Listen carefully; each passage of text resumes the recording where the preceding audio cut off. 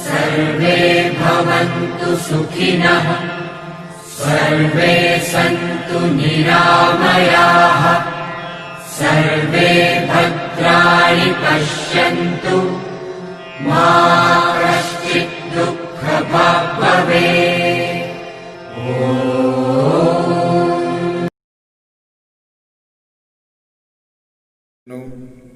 कैसे सबका स्वास्थ्य। आज हम बात कर रहे हैं विज्ञान के कक्षा 8 का पार्ट 5 कोयला पेट्रोलियम। उसमें हमने कल कोयले के सह उत्पाद की बात करी थी, तो उसमें अगला उत्पाद जो अपन बात करते हैं वो है कोल तार। क्या है? कोल तार। तो आपको ये ध्यान देना है, कोल तार जो है एक तरह से अप्रिय गंध वाला, यानी जो बहुत काले रंग का गाढ़ा द्रव होता है ये, है ना। जो आप गांव में अपन देखते हैं सड़क बनती है तो पुराने टाइम में, आजकल तो नहीं बनती इससे, डामर जो अपन डामर कहते हैं ना, वही है एक तरह से ही वही कोल तार। ये लगभग 200 पदार्थों का मिश्रण होता है। कितने पदार्थों का? लगभग 200 पदार्थ इसके अंदर मिले हुए होते हैं। तो ये आपको ध्यान रखना है।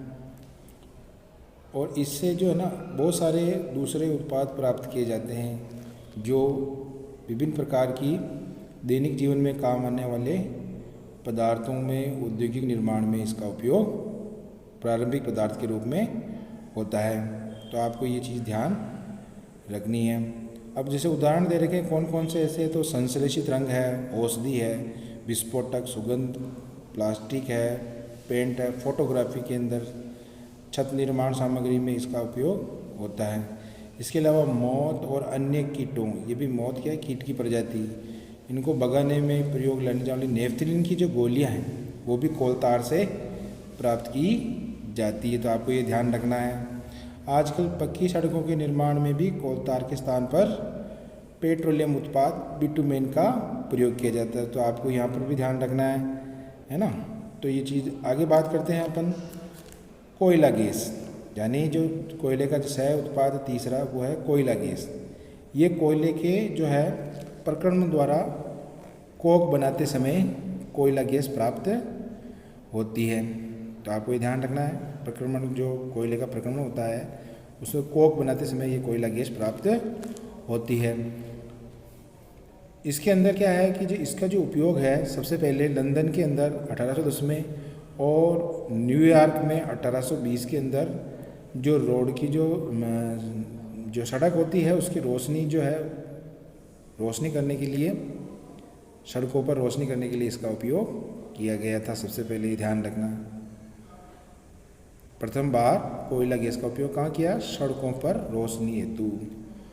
उसके बाद में जो है आजकल इसका उपयोग जो रोशनी के बजाय ऊष्मा के स्रोत के रूप में किया जाता है, यानी ऊष्मा उत्पादन के रूप में इसका किया जाता है, यानी गर्मी उत्पन्न करने के लिए, चीज़ों को गर्म करने के लिए इसका उपयोग किया जाता है। तो ये चीज़ आपको ध्यान रखनी है।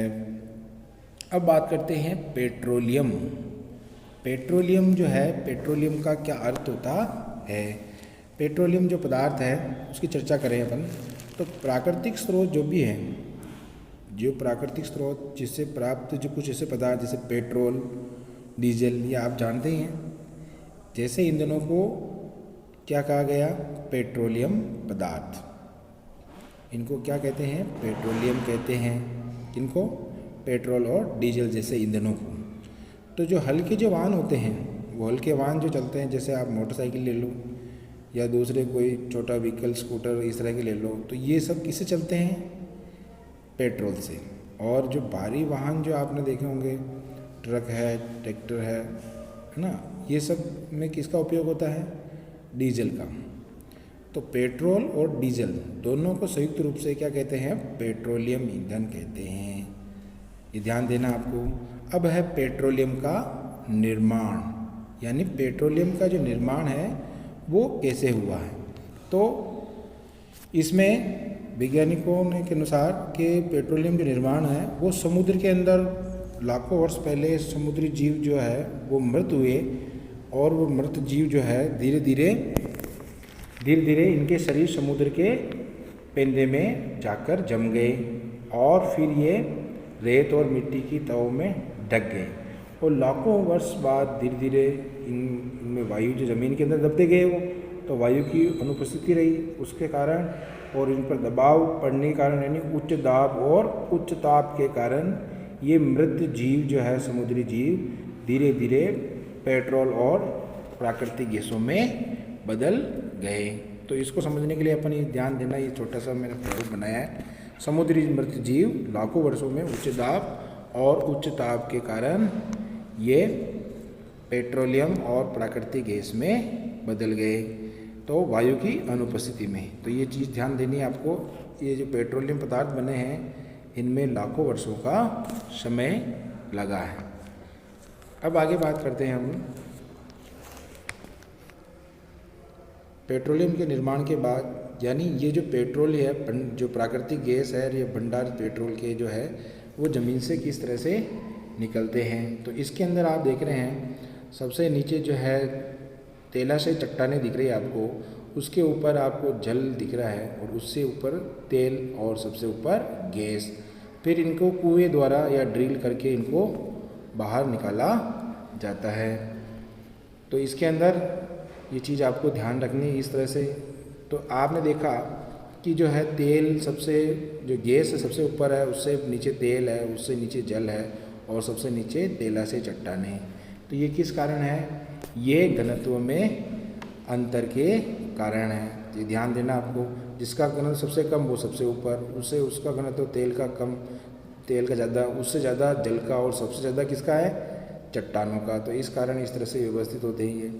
अब कुएं की बात करें तो विश्व में जो पहला तेल का कुआं है वो पेनिसिल्वेनिया अमेरिका में 1859 में खोदा गया और फिर 1867 में असम के भारत के अंदर असम के माकूम नामक स्थान पर तेल का पता चला है, तेल के भंडारों। भारत में जो तेल है असम, गुजरात, बॉम्बे हाई, गोदावरी, कृष्ण नदियों के बेसिन क्षेत्र में पाया जाता है। तो ये चीज़ आपको ध्यान रखनी है।